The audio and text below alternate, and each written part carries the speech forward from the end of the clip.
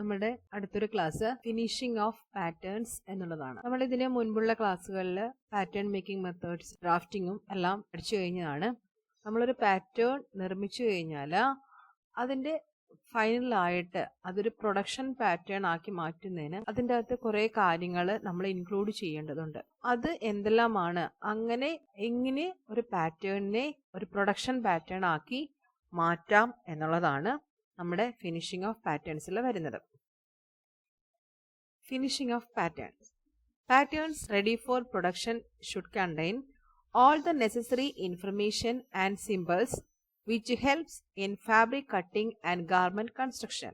അതായത് ഒരു production pattern ready for production, ready ആയിട്ടുള്ള ഒരു pattern should contain the necessary informations. അതെന്തൊക്കെയാണ്? അതിലൊരു പാറ്റേണിൽ ഉണ്ടായിരിക്കേണ്ട ഇൻഫർമേഷൻസ് എന്തൊക്കെയാണ്? സിംബൽസ്, അതേപോലെ തന്നെ ചില മാർക്കിങ്ങുകൾ. അതെന്തിനാണ് നമ്മളെ സഹായിക്കുന്നത്? That helps in fabric cutting and garment construction. ഏത് ലൈനിലൂടെയാണ് കട്ട് ചെയ്യേണ്ടത്, എവിടം വരെയാണ് കട്ട് ചെയ്യേണ്ടത്, അങ്ങനെയുള്ള കാര്യങ്ങൾ. ഇനി ഗാർമെന്റ് കൺസ്ട്രക്ട് ചെയ്യുമ്പോൾ, തയ്ക്കുമ്പോൾ ഏതെല്ലാം ഭാഗങ്ങളാണ് കൂട്ടി യോജിപ്പിക്കേണ്ടത്, എവിടെയാണ് ബട്ടൺസ് പിടിപ്പിക്കേണ്ടത്, എവിടെയാണ് പ്ലീറ്റ്സ് പിടിപ്പിക്കേണ്ടത് തുടങ്ങിയ കാര്യങ്ങളെല്ലാം ആ പാറ്റേണിൽ നോക്കിയാൽ നമുക്ക് മനസ്സിലാകണം. അപ്പോൾ അതിന് വേണ്ടിയിട്ട് അതിൽ കുറച്ച് സിംബൽസും മാർക്കിങ്സും എല്ലാം കൊടുക്കും. അവയെല്ലാം ആഡ് ചെയ്യുന്നതാണ് ഫിനിഷിംഗ് ഓഫ് പാറ്റേൺസ് എന്നതുകൊണ്ട് ഉദ്ദേശിക്കുന്നത്. Finishing of pattern means adding these information and markings to the patterns. അപ്പം നിങ്ങൾ ഇവിടെ 2 പാറ്റേൺ കാണാം അല്ലേ? ആ പാറ്റേണുകളിൽ കുറച്ച് കാര്യങ്ങൾ എഴുതി തീർച്ചിട്ടുണ്ട്. നിങ്ങൾ കണ്ടാണല്ലേ? Front part A2, front part B2, size 3 to 4 years, cut into 2 main, back piece, ഇങ്ങനെയുള്ള കുറച്ച് കാര്യങ്ങൾ. പിന്നെ കുറച്ച് അല്ലേ ഡോട്ടഡ് ലൈൻസ് ഉണ്ട്, സ്ട്രെയിറ്റ് ലൈൻസ് ഉണ്ട്, ഇങ്ങനെയുള്ള കുറേ മാർക്കിങ്ങുകൾ കൊടുത്തിട്ടുണ്ട്. അപ്പോൾ ഇതെല്ലാം കാണുമ്പോൾ നമുക്ക് മനസ്സിലാവും ഏത് പാർട്ടിൻ്റെയാണ് ഈ പാറ്റേൺ എന്നുള്ളത്, എങ്ങനെയാണ് അത് ഫാബ്രിക്കിൽ അറേഞ്ച് ചെയ്യേണ്ടത് എന്നുള്ളത്, എവിടെയാണ് കട്ട് ചെയ്യേണ്ടത്, എവിടെയാണ് സ്റ്റിച്ച് ചെയ്യേണ്ടത്, എവിടെയാണ് ജോയിൻ ചെയ്യേണ്ടത്, ഇങ്ങനെയുള്ള കാര്യങ്ങളെല്ലാം നമുക്ക് പാറ്റേണിൽ ഉൾപ്പെടുത്തിയിരിക്കുന്ന ഈ സിംബൽസിലും മാർക്കിങ്ങുകളിലും കൂടി മനസ്സിലാക്കാനായിട്ട് പറ്റും. അപ്പോൾ ഇത് എന്തൊക്കെയാണ്, എങ്ങനെയാണ് മാർക്ക് ചെയ്യേണ്ടത് എന്നുള്ളതാണ് നമ്മൾ പറയുന്നത്. Pattern information on industrial block. ഇൻഡസ്ട്രിയിൽ പ്രൊഡക്ഷന് വേണ്ടി ഉപയോഗിക്കുന്ന പാറ്റേൺസിലാണ് ഇങ്ങനെയുള്ള ഇൻഫർമേഷൻസ് ഉണ്ടാവുന്നത്. അപ്പം അതിൽ ഏറ്റവും കോമൺ ആയിട്ട് കാണുന്നതും ഏറ്റവും അത്യാവശ്യമായിട്ടുള്ളതുമായ ഇൻഫർമേഷൻസ് ആണ് ലിസ്റ്റ് ഔട്ട് ചെയ്തിരിക്കുന്നത്. സ്റ്റൈൽ നമ്പർ, അതായത് പാറ്റേണിന്റെ ഏത് സ്റ്റൈലാണ്, അതിൽ ഓരോ സ്റ്റൈലിന് ഡിഫറെൻറ്റ് നമ്പേഴ്സ് കൊടുത്തിട്ടാണ് അത് ഐഡന്റിഫൈ ചെയ്യുന്നത്. പെട്ടെന്ന് പാറ്റേണിനെ തിരിച്ചറിയാം. അപ്പോൾ ആ പാറ്റേണിന്റെ വിവിധ പാർട്ടുകൾക്കെല്ലാം സെയിം സ്റ്റൈൽ നമ്പർ ആയിരിക്കും ഉണ്ടാവുക. അപ്പോൾ അതിനെ പെട്ടെന്ന് തിരിച്ചറിയാൻ പറ്റും. Style number. Name of the pieces, ഓരോ പീസിന്റെയും ഫ്രണ്ട് ആണോ, ബാക്ക് ആണോ, സ്ലീവ് ആണോ, അങ്ങനെ ഓരോ പീസിന്റെയും പേരുണ്ടായിരിക്കുക. സൈസ് ഓഫ് ദ പാറ്റേൺ, പാറ്റേണിന്റെ size. Number of pieces to be cut, അപ്പൊ എത്ര പീസുകൾ കട്ട് ചെയ്യണം. ഇപ്പൊ സ്ലീവിന്റെ ആണെങ്കിൽ ഒരു പാറ്റേൺ ആയിരിക്കും ഉണ്ടാവുക, പക്ഷെ നമ്മൾ കട്ട് ചെയ്യുന്നത് 2 പീസ് കട്ട് ചെയ്യണം അല്ലെ, ലെഫ്റ്റും റൈറ്റും വേണ്ടി. അപ്പൊ അതേപോലെ എത്ര പീസ് കട്ട് ചെയ്യണം. ഇനി അതിൻ്റെ അകത്ത് സിമ്പിൾസ് ഉണ്ടായിരിക്കണം. ഫോൾഡിങ് സിമ്പിള്, ഗ്രെയിൻ ലൈന് തുടങ്ങിയ സിമ്പിൾസ് ഉണ്ടായിരിക്കും. സീം അലവൻസ്, അതിൽ സീം അലവൻസ് മാർക്ക് ചെയ്തിട്ടുണ്ട്. കൺസ്ട്രക്ഷൻ ലൈൻസ്, ഏത് പോയിന്റിലൂടെയാണ് ഏത് ഡയറക്ഷനിലാണ് കൺസ്ട്രക്ട് ചെയ്യേണ്ടത്, അങ്ങനെയുള്ള കാര്യങ്ങൾ. ഗ്രെയിൻ ലൈൻസ്, ഗ്രെയിൻ ലൈൻസ് നിങ്ങൾ നേരത്തെ പഠിച്ചിട്ടുണ്ട്, ഏത് ഡയറക്ഷനിലാണ് ഫാബ്രിക്കിൽ പാറ്റേൺസ് അറേഞ്ച് ചെയ്യേണ്ടത് എന്നുള്ളത്. ആ ഒരു ഗ്രെയിൻ ലൈനിന്റെ മാർക്കിംഗ് ഉണ്ടാവണം. Notches, marks that are needed to help assemble garment sections correctly. എങ്ങനെയാണ് ഡിഫറെന്റ് പാർട്സ് നമ്മൾ അറേഞ്ച് ചെയ്യുന്നത്, അസംബിൾ ചെയ്യേണ്ടത് എന്നുള്ളതിനാണ് നോച്ച് മാർക്കുകൾ ഉപയോഗിക്കുന്നത്. ഡയറക്ഷൻ ഓഫ് ഫാബ്രിക്സ്, അതായത് പ്ലെയിൻ ഫാബ്രിക് ആണെങ്കിൽ നമുക്കത് ഏത് ഡയറക്ഷനിൽ വേണമെങ്കിലും നമുക്ക് ഉപയോഗിക്കാൻ പറ്റും. എന്നാൽ അതിൽ പ്രിന്റുകൾ ഉണ്ടെങ്കിൽ ആ പ്രിന്റുകളുടെ ഡിസൈൻ അനുസരിച്ചിട്ടായിരിക്കും നമ്മൾ അതിൽ പാറ്റേണുകൾ അറേഞ്ച് ചെയ്യുന്നത്. അപ്പോൾ അത് ഏത് ഡയറക്ഷനിലായിരിക്കണം, ഇതെല്ലാം സൂചിപ്പിക്കുന്ന മാർക്കിങ്സുകൾ ആ പാറ്റേണിൽ ഉണ്ടായിരിക്കണം. പാറ്റേൺ സിംബൽസ്, പാറ്റേണിൽ സാധാരണയായിട്ട് നമ്മൾ ഉപയോഗിക്കുന്ന സിംബൽസ് ഏതെല്ലാം എന്നുള്ളതാണ്.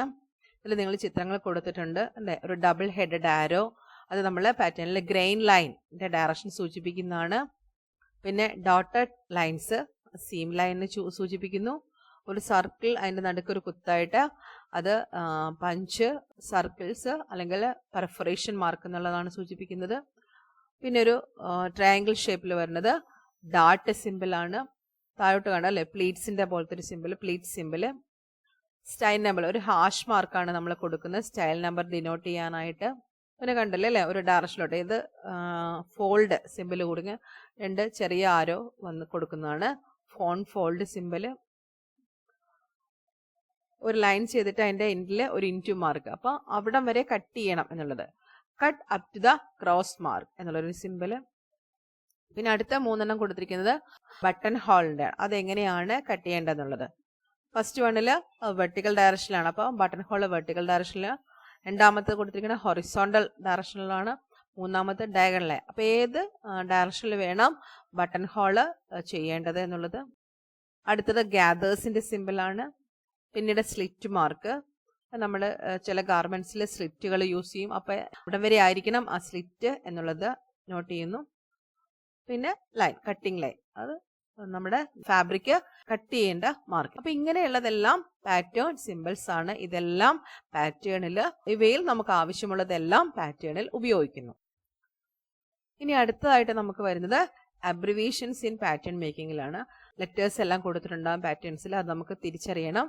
CB എന്നുള്ളത് സെന്റർ ബാക്ക് എന്നുള്ളതാണ് സൂചിപ്പിക്കുന്നത്. CF സെന്റർ ഫ്രണ്ട്, നമ്മളിതെല്ലാം മെഷർമെന്റ്സിൽ പഠിച്ചിട്ടുള്ളതാണ്. സെന്റർ ഫ്രണ്ടിൽ CF എന്നുള്ളൊരു മാർക്കിംഗ് കൊടുത്തിട്ടുണ്ടാവും അല്ലെ.